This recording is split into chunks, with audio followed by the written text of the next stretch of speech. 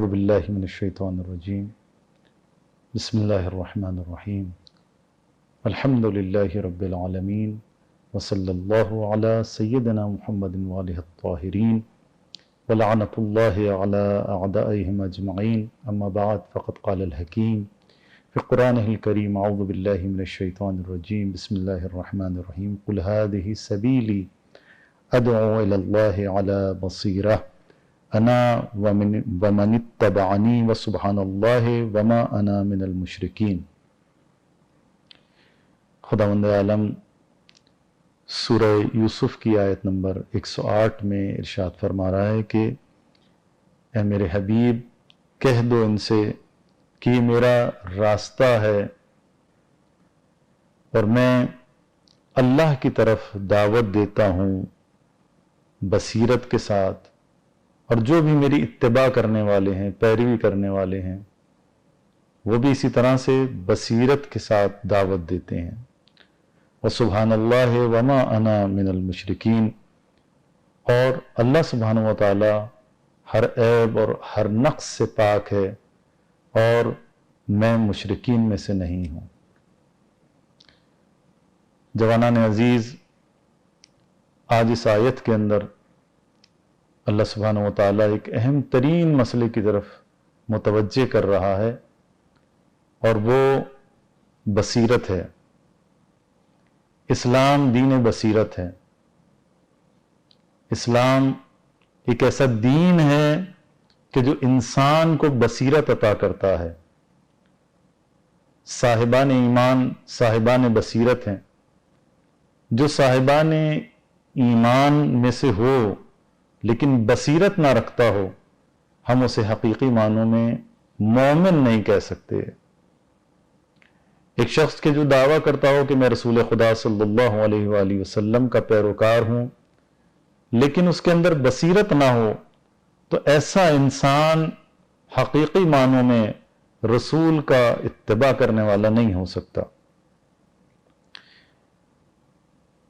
تفاسیر کے مختلف تفاسیر جو ہم نے مطالعہ کی، اس کا نچوڑ یہ ہے کہ قل هذه سبیلی ادعو الی اللہ علی بصیرہ۔ سب سے پہلے بات جو اس آیت کے اندر اللہ سبحانہ و تعالیٰ اپنے حبیب کو حکم دے رہا ہے کہ میرے حبیب ہے، میرے رسول، لوگوں کو یہ بات بتلا دو کہ یہ میرا راستہ ہے۔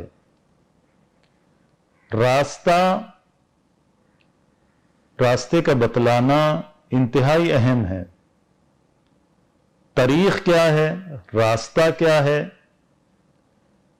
اس راستے کی منزل کیا ہے، کہاں تک یہ راستہ لے کر جائے گا، کہاں ہمیں پہنچنا ہے، یہ بہت اہم ہے۔ لہذا رسول خدا صلی اللہ علیہ وآلہ وسلم کو اللہ نے حکم دیا کہ ان سے کہہ دو ادعو الی اللہ، کہ میرا راستہ یہ ہے کہ میں اللہ سبحانہ و تعالیٰ کی طرف تمہیں دعوت دوں گا، یعنی منزل میری اللہ سبحانہ و تعالیٰ ہے۔ سب سے پہلی چیز کہ جو ہمیں دعوت میں سیکھنی چاہیے، کہ جو اسلام کی طرف دعوت دیتے ہیں، دین کی طرف دعوت دیتے ہیں، اس دین میں جو اہم ترین ذمہ داری ہے وہ اللہ کی طرف دعوت دینا ہے۔ یعنی ایک انسان جو مبلغ ہے، جو مسلمان ہے، جو رسول اللہ کا اتباع کرنے والا ہے، اس کی ڈیوٹی ہے کہ وہ اپنی طرف دعوت نہ دے، اس کی دعوت غیر خدا کی طرف نہ ہو، بلکہ اس کی دعوت اللہ کی طرف ہونی چاہیے۔ لہذا رسول خدا صلی اللہ علیہ وآلہ وسلم کی دعوت الی اللہ ہے، ادعو الی اللہ، یہ میرا راستہ ہے، اور اس راستے کا مقصد کیا ہے، الی اللہ ہے، منزل کیا ہے، الی اللہ ہے، اللہ کی طرف دعوت۔ بس ہر وہ دعوت جو غیر خدا کی طرف ہو وہ باطل ہے۔ کسی بھی قسم کی دعوت ہو، کسی بھی قسم کی مجلس ہو، کسی بھی قسم کی محفل ہو، اگر وہ اللہ کے لیے نہیں ہے تو وہ باطل ہے۔ اس کے مختلف پہلو ہیں، سیاسی پہلو بھی ہیں، اجتماعی پہلو بھی ہیں، ثقافتی پہلو بھی ہیں۔ جس پہلو سے بھی دعوت الی اللہ نہ ہو وہ باطل ہے۔ لہذا اگر وہ سیاسی جماعتیں جو ہمیں اللہ کے لیے نہیں بلاتی، ان کی دعوت باطل ہے. رسول اللہ صلی اللہ علیہ وآلہ وسلم کو اللہ حکم دے رہا ہے کہ ان سے کہہ دو کہ تمہاری دعوت کیا ہونی چاہیے؟ اللہ ہونی چاہیے. اور اللہ کب ہوگی؟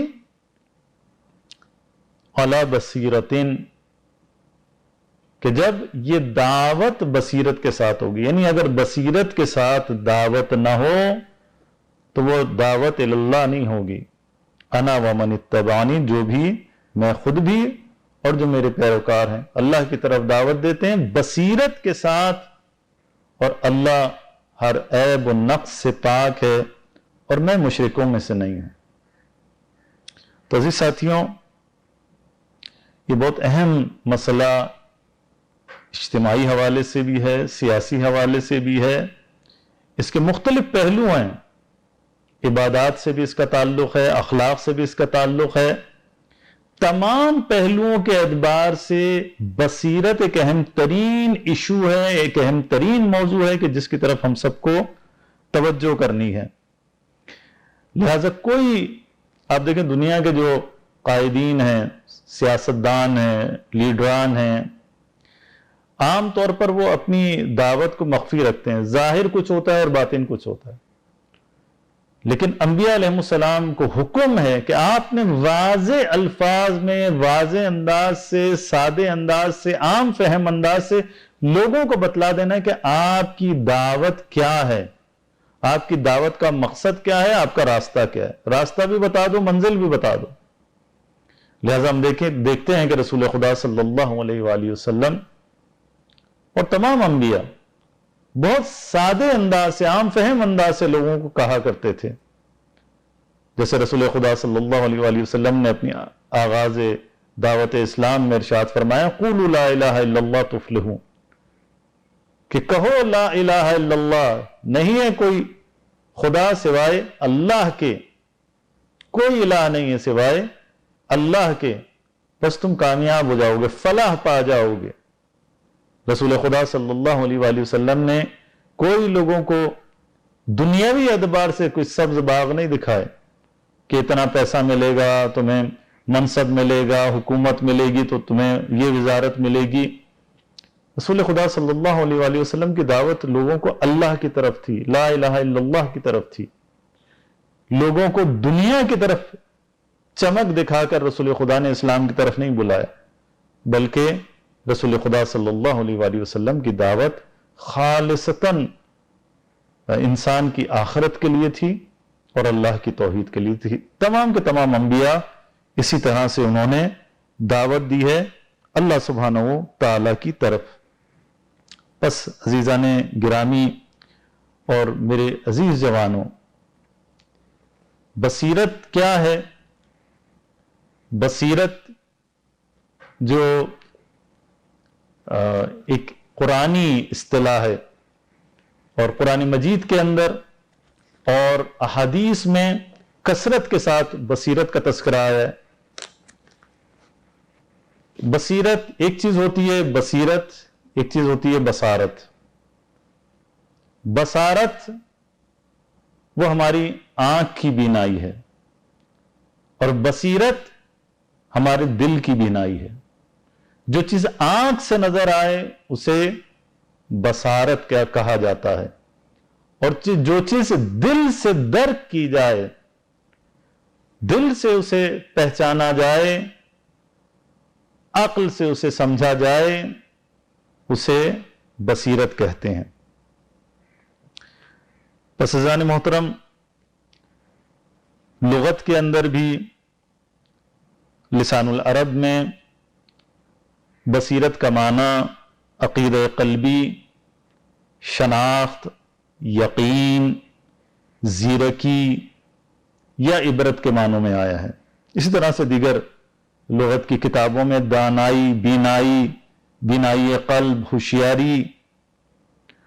قرآن میں بصیرت کا معنی خبیر اور سمیع کے بھی آیا ہے، اور اللہ سبحانہ و تعالیٰ کے ناموں میں سے ایک نام بصیر ہے. بس بصیرت اس قدر اہم ہے کہ اللہ سبحانہ و تعالیٰ نے اپنے ایک ناموں میں سے ایک نام بصیر قرار دیا ہے. عرفا کے نزدیک بصیرت دیدہ باطن ہے، یعنی باطنی آنکھ کا کھل جانا یہ بصیرت کہلاتا ہے۔ فلسفیوں کے نزدیک عقل نظری کو بصیرت کہا جاتا ہے، اور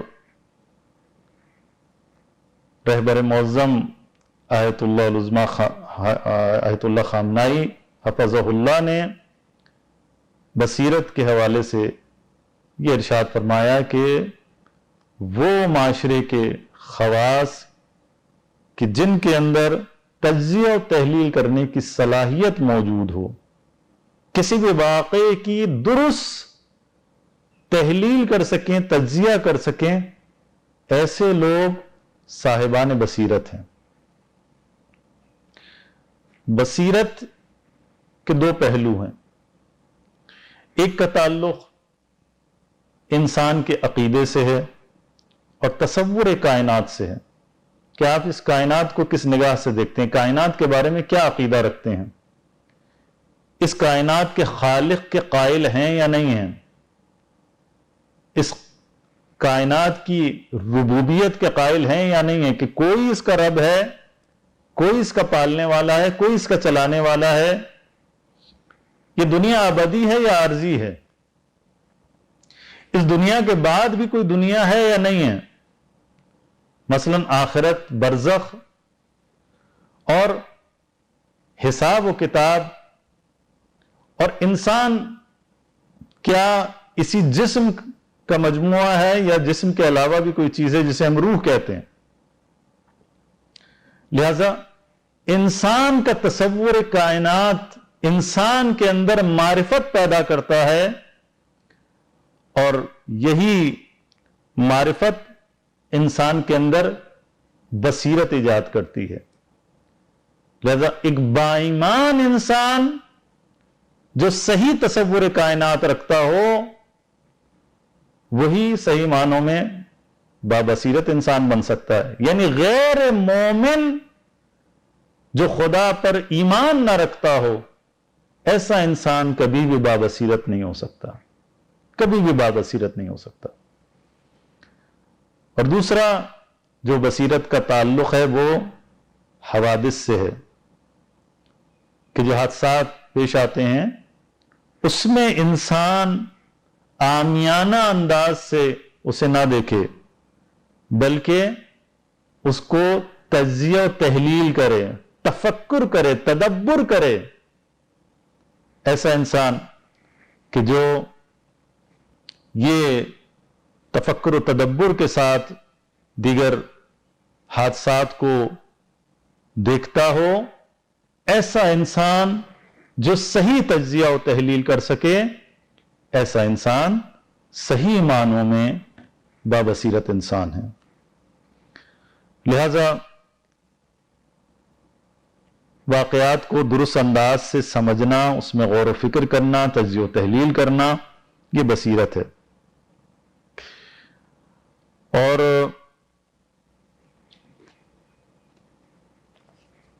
بصیرت ایک اس قدر اہم موضوع ہے عزیزان محترم اور میرے جوانوں، میں شاید آج اس بحث کو کمپلیٹ نہ کر پاؤں، کہ آج اگر ہم بصیرت دیکھنا چاہیں کہ کس قدر اہم ہے اور تاریخ میں کس قدر اہم رہی ہے، تو ہم دیکھ سکتے ہیں کہ انبیاء علیہ السلام کو جو سب سے بڑی مشکل پیش آئی وہ لوگوں کی بے بصیرتی کی وجہ سے مشکل پیش آئی ہے۔ انبیاء کی دعوتیں جو ہمیں نظر آتی ہیں کہ انبیاء علیہ السلام اپنی دعوتوں میں جو اللہ کی طرف تھیں اس میں مشکلات کا شکار ہوئے، اس میں بے بصیرت لوگ تھے کہ جنہوں نے انبیاء علیہ السلام کے راہ میں روڑے اٹکائے۔ امیر المومنین علی ابن ابی طالب علیہ السلام کی آپ سیاسی زندگی اٹھا کر دیکھیں، کیوں امیر المومنین علیہ السلام کی اعلیٰ ترین شخصیت کے ہوتے ہوئے لوگ مولا علی علیہ السلام سے رجوع نہیں کرتے تھے، اور کیا وجہ ہے کہ خوارج جیسا گروہ امیر المومنین علیہ الصلوۃ والسلام کو قتل کرتا ہے اور مولا علیہ الصلوۃ والسلام کی مخالفت کرتا ہے؟ یہ خوارج کون لوگ ہیں؟ خوارج مسلمان ہیں، خوارج حافظان قرآن ہیں، خوارج وہ لوگ ہیں جنہوں نے رسول اللہ صلی اللہ علیہ وآلہ وسلم کا زمانہ دیکھا ہوا ہے۔ خوارج وہ لوگ ہیں کہ جو اہل نماز ہیں، اہل عبادت ہیں۔ خوارج وہ لوگ نہیں ہیں کہ جو بے دین ہوں۔ ابن عباس جب مذاکرات کے لیے جنگ صفین میں خوارج کے خیمے میں گئے تو واپس لوٹے تو عجیب کیفیت تھی، پوچھا کیا ہوا؟ کہا یہ وہ خوارج ہیں۔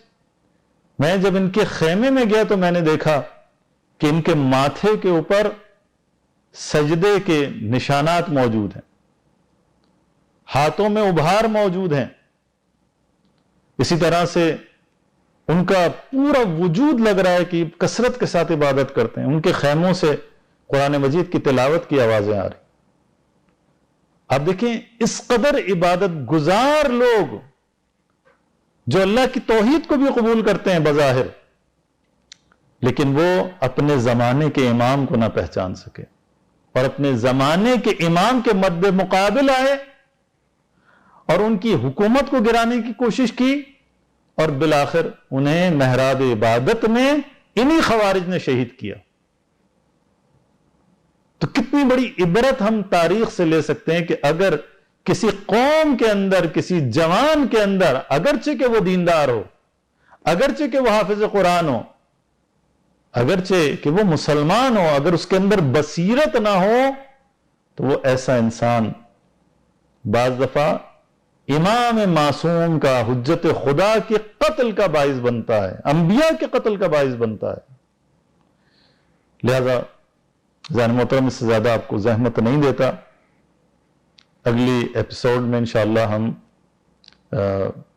بصیرت کے اوپر مزید تھوڑی سی گفتگو کریں گے، چونکہ مختصر گفتگو کرنی ہوتی ہے، لہذا اس ٹاپک کو ہم یہیں پر روکتے ہیں اور کل انشاءاللہ بیان کریں گے کہ بصیرت کے موانع کیا ہیں اور کس طرح سے ہم اپنی بصیرت کو بڑھا سکتے ہیں۔ والسلام علیکم ورحمۃ اللہ وبرکاتہ۔